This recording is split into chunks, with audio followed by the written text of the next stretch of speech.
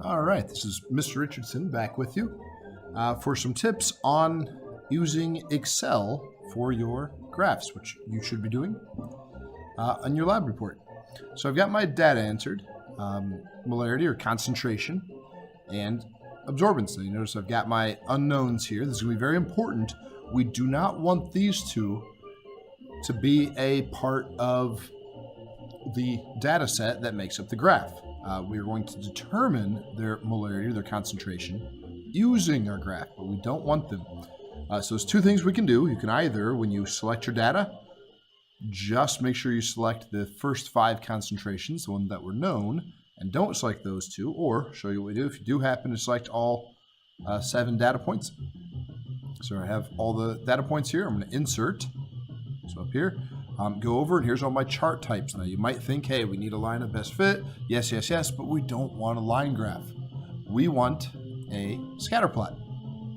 So here's our scatter plot. We're going to choose that option. All right. So here we go. As long as my cursor is over the graph, you see it is here, I've got this add symbol. I want to go ahead and add an axis title, for sure, and a trend line. That's our line of best fit. There it is. Now it's skewed a little bit because we've got those 2 data points in there that we don't want. We don't have 2 sets of data for them. Unknown 1, unknown 2. How can you even plot that? You need 2 points to plot a point, or 2 coordinates to plot a point. We don't have those 2. We don't want them in there, so we're going to take care of that in just a second. Let's go ahead and label these. There we go. All right, so this one here looks like this is our molarity. And down here, it looks like this is our absorbance. You'll want to change the title of the graph too while you're at it. And if you just click on the box of the title, you can type in anything you want. You can be a lot more, and you should be a lot more creative than what I am here. Okay. Now again, we don't want these extra 2 data points. Now had we only selected that much of the graph to begin with, or that much of the data to begin with, they never would have been in there. But hey, they're in there. How do I get rid of them? What I do is I right click. So again, I choose the grid line here, and I right click.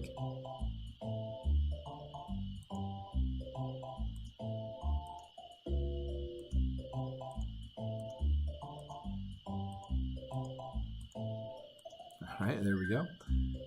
And I'm going to select my data. And I only want that range of data again, so I do not want my unknowns to be a part of the data. So I click OK, and voila. No longer do I have those 2 points. They're just kind of out there, and well, they aren't points at all. So why were they in the graph to begin with? My line of best fit fits a lot nicer now. And now I'm looking at a graph that we can use.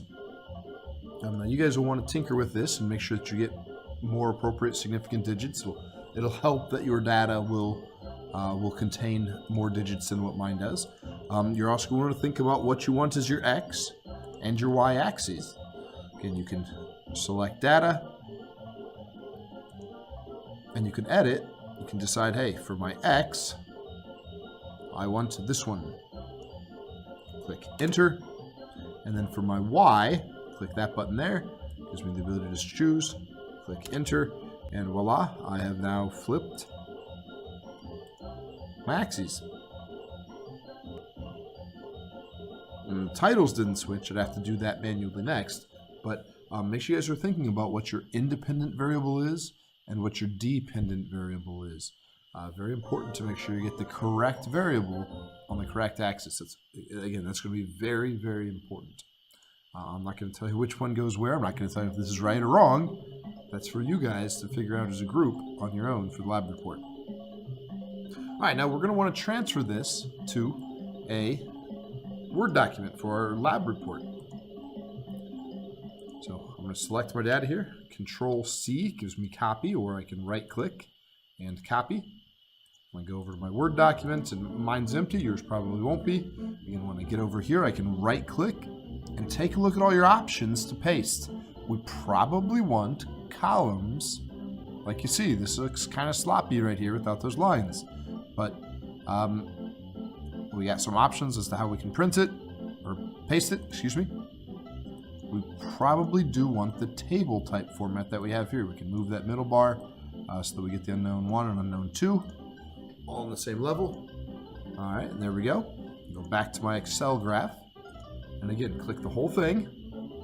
I right click, copy.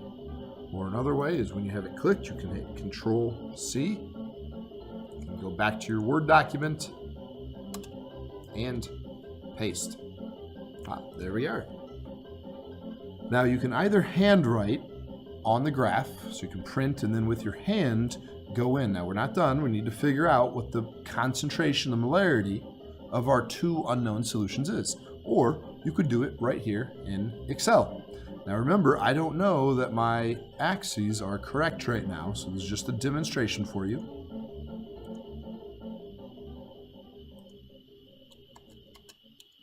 Oops.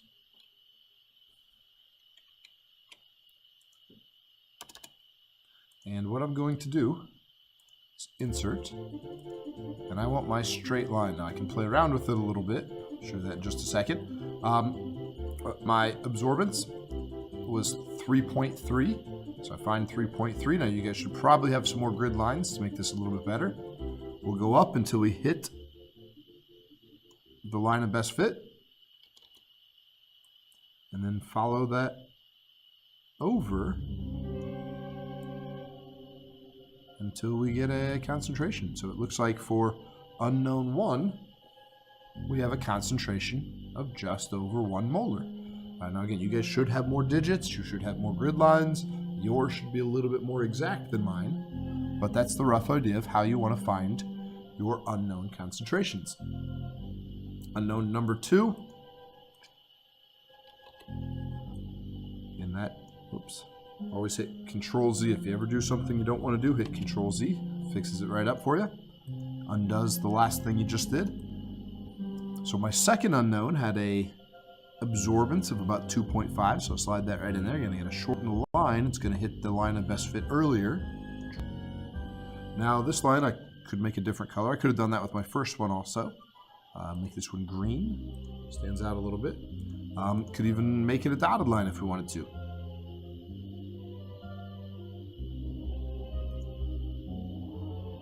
So weight, you can make it thicker. You can put dashes on it. I'm going to go ahead and do that. Stands out a little bit. I'm going to go ahead and copy that line. Paste it. Control V is paste. Whoops. And there it is. Control Z puts it back to where it just was. I just want the line. Put one end right there. Drag the other end over to my molarity, and it looks like my second unknown has a molarity of about 0.6, give or take. And you guys should be a lot clearer with your significant digits because your graph should be a little bit more precise than mine.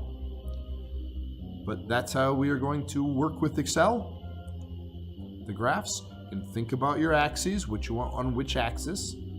Think about what type of, or where you're plotting your data, and how you're copying and pasting that over to your lab report.